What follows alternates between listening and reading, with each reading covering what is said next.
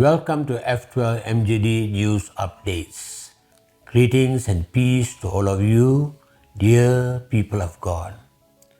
The one gift that God does not hesitate to give is the Holy Spirit. Jesus remarked that when we ask for the Spirit, the Father won't give a stone or a scorpion. Ask and see. Was the Pentecost remembered in your parish? Were there any preparations or novena to commemorate the works of the Holy Spirit? The Spirit moved the fearful, the speechless, and the doubtful into the streets at 9 o'clock in the morning. The hiding church emerged, declared, and witnessed. When we fail to recall the Holy Spirit, its stirrings, empowering graces, and transforming works, we subscribe to a powerless, lackluster church. Remembering and recalling the Pentecost, the transforming event, is reliving the Pentecost today. The parish or the church is moved by the Holy Spirit to become the church on fire. The lean times are here. When Joseph became the Prime Minister of Egypt, upon the Pharaoh's instruction, the country prepared for the lean years. Wisdom, shrewdness, moral fiber, and good governance helped Egypt and the neighboring countries to tide through the bad times, the famine, and the low food supplies. Aliran reports, somehow many Malaysians are experiencing a serious deficit in meeting psychological needs, namely esteem and a sense of belonging or trust needs.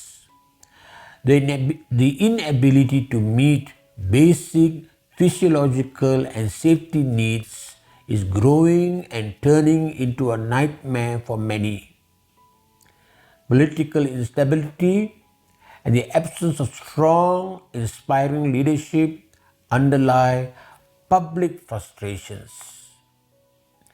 Global news reports that other countries like India, Thailand, and Indonesia are taking quick strategic action to protect their people from a looming food supply chain breakdown and soaring price hikes that will make essential goods unaffordable for the masses by restricting exports of essential commodities and stockpiling imported raw resources like fuel and wheat. The Ismail Sabri Yaakob government's stopgap measures are not gaining public trust, nor are they reassuring the masses. Just look at the brickbats and the comments from the public. What are the government servants, the ministers, and their ministries doing? What is their report?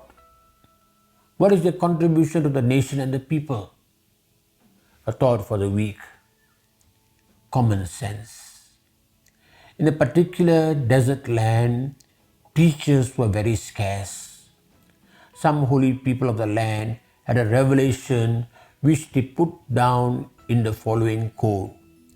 Thou shalt not eat more than 2 peaches a day. Later some found the means to convert the desert into a garden. Trees started flourishing, peaches grew in plenty, so much so that they were falling from the trees and rotting on the ground. The young people began to rebel against the law on peaches, but the holy people were determined to maintain the law as they claimed it had been revealed by God. There were some people who ate more than 2 peaches a day, and they were feeling guilty. Others also ate more than 2 peaches, and they didn't feel guilty. Those among the young people who proclaimed it is all right to eat more than 2 peaches a day were punished. Something to think about. Does your own code of morality stand up to reason?